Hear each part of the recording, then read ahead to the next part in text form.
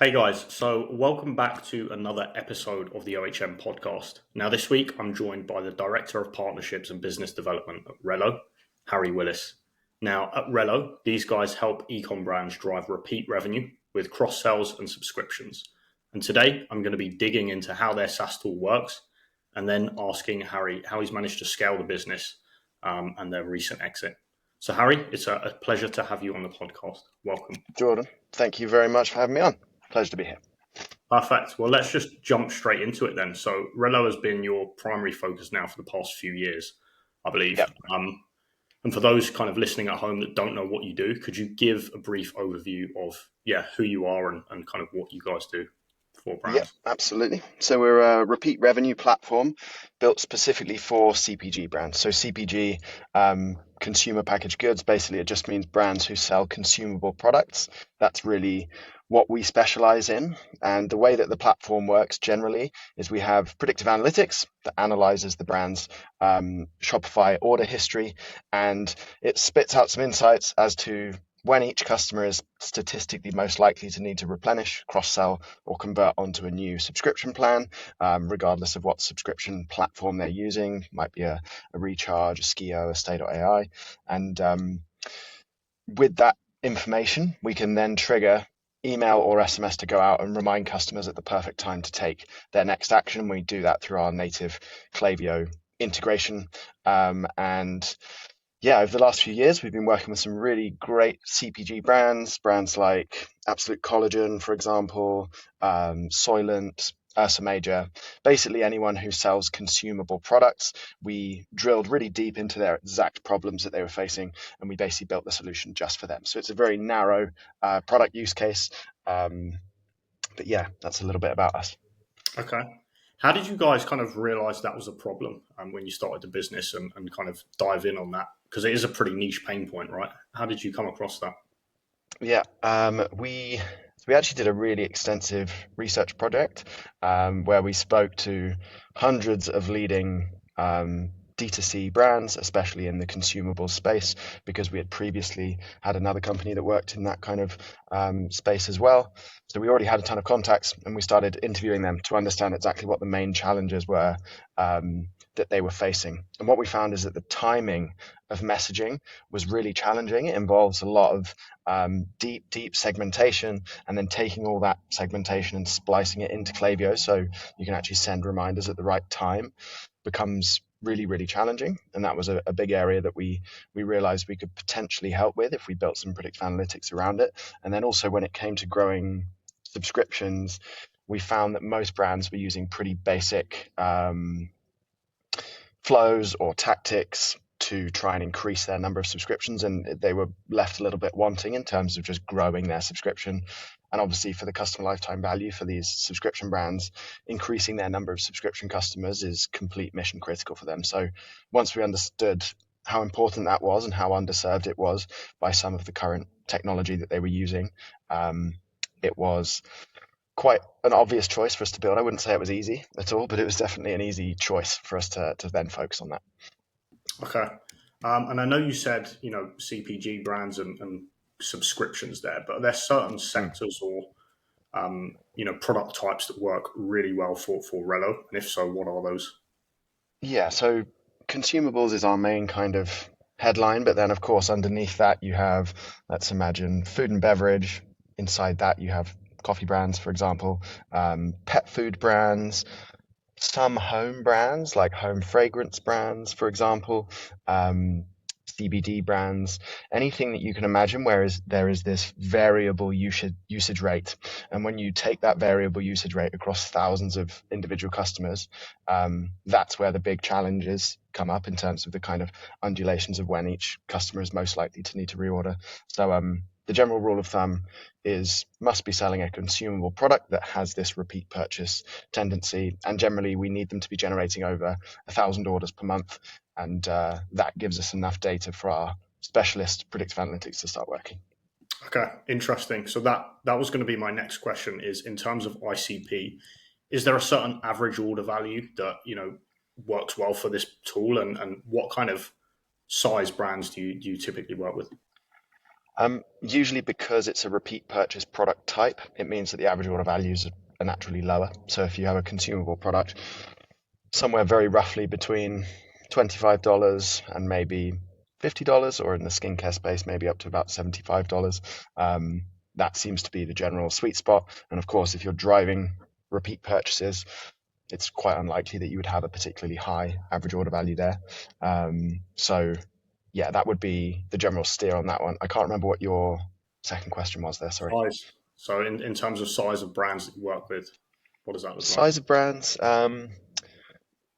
Revenue wise, when you take that 1,000 orders per month and you take the average order values we've been talking about, usually we need about 1 million in revenue per year Okay. and above. Up, some of our larger clients are up to, I believe, around 50 million in terms of revenue per year. Headcount wise, not hugely important. Generally, we find obviously the larger companies who are more established tend to have a larger headcount, but in terms of size, yeah, million and above usually. Okay. And what kind of uplift can they see on the back end typically from using Relo? Um, so what we do is we will take a before and after snapshot of using Relo when we run our 1 month free trial, and we strive to achieve somewhere between a 3 to 10x return against our post trial pricing. So if the brand has come to us and they have some particular baseline performance of those flows that we're involved with, the replenishment flow, cross-sell flow, and convert onto subscription flow, what we do is we take a kind of before and after snapshot, and that incremental value that has changed from the revenue of those flows, we then compare that against our pricing quote, which is based on how many orders per month they have effectively. And yeah, typically somewhere between a 3 to 10x return will be the usual yield, which for most brands is a pretty strong business case to continue after the trial. For sure. And you mentioned the three kind of key flows that you guys work with there. Typically, when you're coming into a brand, are they already built, or are you guys kind of starting from scratch and really just building out that whole post-purchase journey? Depends, really, really case by case. Most brands we speak with will have a replenishment flow in place just because it is a stock Klaviyo flow that you can switch on. For cross-selling, dynamic cross-selling is something which can be difficult for consumable brands within Klaviyo to achieve. So typically we will come in and create a new cross-sell flow using our technology, and we usually do that by repurposing and cloning what they have in their replenishment flow, just slightly changing the triggers around and the dynamic content. And then the convert onto subscription flow, which identifies customers who've been purchasing regularly and who could be perfectly matched onto a subscription. That is typically, well, it's either a net new flow that we help create, again, by repurposing other content, or it is a trigger that we integrate into something like a replenishment flow, just so there's a dynamic element, understanding when somebody's been purchasing regularly and could be that perfect subscription opportunity. So as you can probably gather, it's quite involved on the Klaviyo setup side, and we have in-house Klaviyo experts who can help with that, and also collaborate with our agency partners, just like you guys, and that we've done on several accounts now. Okay. And from a technical perspective, could you just kind of explain how that prediction process works and what you guys are doing behind the scenes? Yeah, definitely. So on the repeat purchase side, so the trigger that goes into your replenishment flow, what we do is we analyze all the historic Shopify data, and then we look at customer data, product data, and we look at the quantity of product that's been added to the last basket. So customer data, one example would be if somebody's purchased from you 4 times, it becomes very obvious when order number 5 is most likely to come, just because that customer then has an average reorder gap that's quite established. However, a little earlier in the funnel, when somebody's maybe only purchased from you once, you don't have that customer data to lean on just yet. So you don't have a personalized profile for them, basically. So what we do is we look at the individual product SKU that's due to be reordered, and that's where the product level data comes in, where we look at every other customer who ever purchased that product in the past to see what the average reorder gap is for that specific product.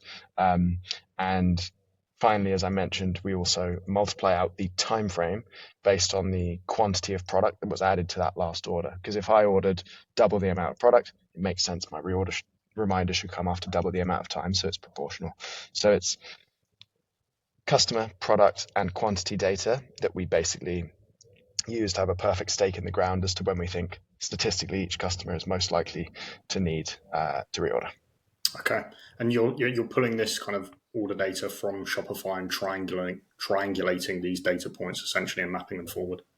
Exactly right, yeah. And then when we can see some established reordering patterns, what we do is we then start to overlay those ordering patterns with your subscription frequencies that you have available in your subscription app, like Recharge, Skio, whatever you might be using. So if you have a customer, for example, who's come back to you and ordered 4 times, and they've done that on day 28, day 31, day 30, and day 29 for the last 4 months, we can very clearly see that that customer is not just relevant for any old subscription plan. They're very, very well suited to a monthly subscription plan specifically. So it's that kind of data that we can then use to trigger the subscription converter flow, basically identifying when a customer is really well suited to a really specific subscription plan. So you can give them a really personalized prompt to convert them. Okay. And can you talk to me a bit about the magic block and what you guys do with recommending certain products? Yeah, do you mean the Omni block? Sorry, yeah. Yeah. Magic part is what Um, I'll do next. yeah, there's a lot of terms. So yeah, the Omni block is a dynamic content block that you can drag into any Klaviyo template. We tend to advise that it's first trialed in a campaign, but basically in the back end of Relo, we are constantly working out when all of these next action dates are. Is this customer ready to repurchase? Are they ready to cross sell? Are they a perfect subscription opportunity right now? So we realize that that can power flows, but it can also power dynamic blocks within any campaign that you're sending out. So you drag in this universal content block into the Klaviyo campaign, and then depending on where that customer is within their journey, we dynamically show the most relevant next action for them to take. So to imagine some scenarios, maybe you're receiving the email and you're 2 days away from your next reorder date. Maybe it says restock your favorite in 2 clicks. Or if you actually restocked just 4 or 5 days ago, maybe we dynamically update the content to say, try out this cross sell that we've picked out just for you. Or if you've been purchasing really regularly and we can see that it's an open subscription opportunity, the call to action might be subscribe and save for 10% off your favorites. So what the Omni block will do is when it's dragged in there, it means that you can achieve the email personalization of sending out like 20 different tiny segment campaigns to a larger audience, but you can just let Relo be the one personalizing all those emails so you can focus on the fun stuff like the actual content that goes within those emails.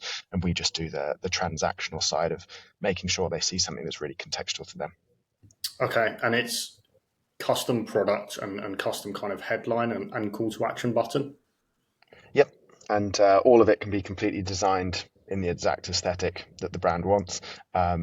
It's just what Relo will do is just leveraging all that data to make sure they're being shown the most contextual thing to them. Okay. And then let's say I kind of click on that. Am I automatically directed to a custom Relo cart? And can you talk about the kind of magic cart if so? Yeah, definitely. So all Relo flows and this Omni block feature that we've just been talking about root within our Magic Cart. So the idea of the Magic Cart is that you already know a ton of information about the customer because they are a returning customer, they're not a new customer. Therefore, you can give someone a really contextual checkout experience. So when somebody clicks on anything that's powered by Relo, they click the call to action, which might be to purchase or repurchase or try this new product. Instead of sending them to a product page where they usually have a 4 to 5 click checkout journey, we load them into our Magic Carts, which is essentially a preloaded personalized landing page, and it will show the product they're due to order. It will show some additional cross sells they might like to try. In the case of a subscription converter, it might show the subscription product that they're about to order and also the preloaded frequency at which we suggest they subscribe. And when they click purchase from there, we load all of their previous checkout details straight into the final stages of the Shopify checkout. So what that means is that returning customer has a personalized experience, but then they also can check out within just 3 clicks of receiving that email or SMS from you, rather than the 5 clicks it usually takes going back to a product page. So naturally, that's going to have a nice bump in terms of the conversion rate that you'll see there. And is that across devices? So let's assume I've kind of checked out previously on a desktop and now I've got an email on my phone and I click that. Will that still happen? Yep, just because it's all data that we're pulling directly through Shopify and Klaviyo. So yeah, regardless of device, shouldn't be a problem. Okay, perfect. And then just shifting gears slightly, what, in your opinion, do you think is the biggest mistake that brands are making when it comes to increasing repeat orders? Like, what are they failing to understand or use properly? I think there's quite a culture in a lot of brands of just increasing sending. Um, a lot of the time, brands will see a revenue opportunity and they'll think, all right, let's just send as many emails as we can around this. And the problem is that, of course, incites people to cancel their subscriptions or just unsubscribe from that particular brand on through email. Um, with Relo, what we've tried to do is basically make sure that every send is just hyper relevant rather than just needing to send loads more emails, which ultimately will just cannibalize your audience by doing that. So yeah, that's a big trend which is happening at the moment, which is just around general personalization, and I think that is a much smarter thing to do than the natural knee-jerk reaction of, okay, the more emails we send, the more revenue we seem to make. Great, let's just send as many emails as possible. So obviously, email plays a massive part in what it is that you guys do at Relo. And for brands looking to target repeat customers through email, what do you think is the most important thing to nail here? I think firstly there's a ton that you can do natively within Klaviyo, and that's really worth noting. Just having a really strong foundational setup, and I think pulling in an agency if you're a kind of emerging brand is a really smart thing to do at that stage because that just pays dividends to make sure that you have a solid post-purchase flow set up. You have a solid maybe kind of weekly send or two or bi-weekly send campaign strategy, um, all of the key flows like a replenishment flow, maybe something around cross selling, just to make sure you have that foundation. I would definitely suggest before bringing in any external tools. Generally, for a CPG brand, um, of course, you'll have it will be generally on Shopify using Klaviyo, and then take your subscription platform and make sure that that's integrated into your Klaviyo as well as you can to start with. Um, from there, what will generally be found is that once you have all your design set up and everything's looking great, that there are just some holes in terms of what you can naturally do with those Klaviyo flows. And one prime example of that that really loops back to Relo is just the timing of messaging, and really this idea that if you want to nail a personalized time frame for every single customer, it just becomes wildly complex to set that up within Klaviyo natively. So that's where a prime example of a kind of third party integration that can then help with that. And you can set up that Relo trigger in that flow, and it can just be personalizing the time frame for every single customer. So to summarize, I would definitely suggest just getting all the base level flows, campaign strategy, your designs all set up flawlessly to start with, and then think about any third party integrations from there. Okay, perfect. And then something that's close to my heart as an agency owner is lead gen and growth. So I Mm. know that you're kind of responsible for new customer acquisition at Relo. Um, what typically does your role involve? Like, how do you do that? Um, I think we have a bit of a an advantage in, or we have a very small headcount as a team, which is just 4 full-time employees, basically. And what that means is that, of course, we don't have as much firepower as a huge go-to-market team at like a much larger company, but we do have far closer relationships and more access to brands. So because, for example, I run the sales and the partnership side, when I'm speaking with someone through a sales call and I'm seeing if they're a good fit for Relo and if we can offer value, sometimes just in conversation, it will come up that they need an agency to look at their flows and make sure all the foundations are set up really well, or they're thinking about changing their subscription platform and can we make any recommendations, or they're actually looking at replacing their loyalty program, for example, and we can make recommendations there. So um, because I'm so in touch with all these brands all the time, it makes the partnership piece very easy because ultimately the currency of all partnerships is just referrals around. And once you can discover the pain that these brands are facing, it becomes very easy to suggest valuable products that they can try. And if you have partnerships with those types of brands, those types of tech partners, for example, or agency partners, the force of reciprocity starts to play, and then of course they start sending things back. So I think that's how we've managed to see strong, relatively strong partnership results, basically, just because I'm not trying to sell it through any other departments. It's literally just me, and I'm speaking with those brands, and it's very easy to make contextual referrals. Perfect. Okay, so I know you've had the chance to work with some really cool brands like Soylent, Absolute Collagen, and Hair Story. Now, I'm curious as to how you do client acquisition. Is it all partnership based, or are there kind of other channels that are working well for you at the minute? Yeah, the majority is partnerships, definitely. I would say around 75% of our overall growth has come through partnerships, just larger and more frequent deals. Um, However, we do have some other arms to it. We do a lot of case studies. So we probably push out about one case study every 2 weeks, I would say, and that gives us just amazing content to go back to our entire database and just basically update them. So that kind of content marketing push really helps. We also do partner marketing, so that sits a little bit outside of general partnerships, but taking particular content and distributing it through partners and them distributing through us, likewise. And then we also do automated outbound as well, just to supplement everything. So we have various trigger based campaigns that we run automatically when people install certain complementary tools and things like that. We'll drop them a note, introduce ourselves, and that has a kind of steady yield of demos, and it all adds up after a while. But yeah, the majority is mainly partnerships. Okay, so it's mainly partnerships and then content and outbound. The other Yeah, two. exactly. Okay. And typically, what does that conversation look like once someone's kind of booked in a demo? So firstly, we'll ask them for how many orders per month they're generating on Shopify, because that means we can come up with a post-trial pricing quote for them, which we then share on the introductory call we have with them. And it also means we can model out roughly how much revenue we think we could drive for them across a 30-day trial. So then they jump on, run them through the solution, see if it suits their needs, see if they're experiencing the pain points that we anticipate that they might be.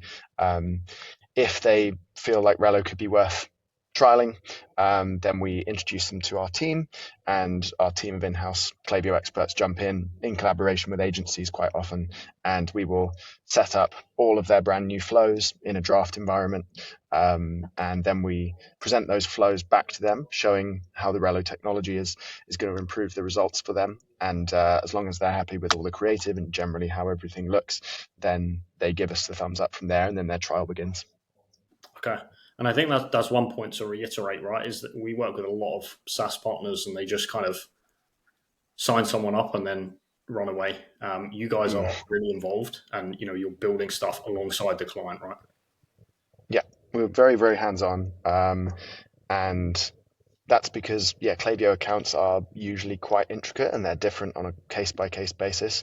So we opted to really, really over-index on customer success resource. So we have trained Klaviyo experts in-house.